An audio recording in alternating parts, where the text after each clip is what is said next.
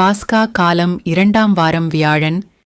யோவான் நற்செய்தியாளர் இந்த நற்செய்தியின் வாயிலாக இயேசுவின் அதிகாரத்தை நிலைநாட்டுகிறார்.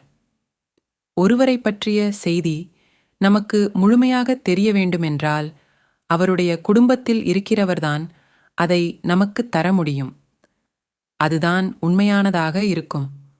ஒரு நகரை பற்றி நமக்கு தெரிய வேண்டுமென்றால் அந்த நகரத்தில் வசிக்கிறவர்தான் அதை பற்றி நமக்கு துல்லியமாக தர முடியும்.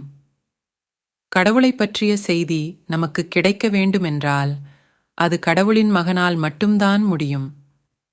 அதேபோல் விண்ணகத்தை பற்றியும் அதை சார்ந்தவை பற்றியும் நமக்கு தெரிய வேண்டுமென்றால் அங்கிருந்து வந்தவர்களால்தான் நமக்கு முழுமையாக கொடுக்க முடியும். சரியான தகவல்களை 2ஆம் கட்ட நபர்களிடமிருந்து நாம் பெற முடியாது.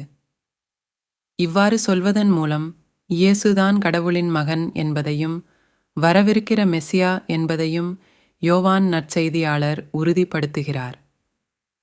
யோவான் நற்செய்தியாளர் தனது நற்செய்தியில் இந்த செய்தியைத்தான் ஆணித்தரமாக வலியுறுத்துகிறார்.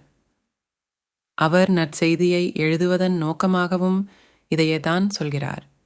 இயேசுதான் மீட்பர், கடவுளின் மகன் என்பதை நாம் நம்புவதற்காகவே இந்த நற்செய்தியை எழுதுவதாகத் தொடக்கத்திலேயே சொல்லிவிடுகிறார்.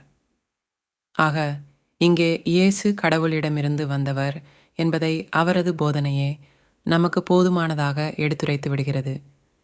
இயேசுவை மீட்பராக, கடவுளின் மகனாக ஏற்றுக்கொள்கிறவர் அனைவரும் நிலையான வாழ்வை நிச்சயமாக பெற்றுக்கொள்வர். ஏனென்றால் அவரை ஏற்றுக்கொள்கிறவர் அவரை அனுப்பிய தந்தையை ஏற்றுக்கொள்கிறார். தந்தையை ஏற்றுக்கொள்கிற போது நிச்சயம் கடவுளின் அருள் ஒருவருக்கு நிறைவாக கிடைக்கும்.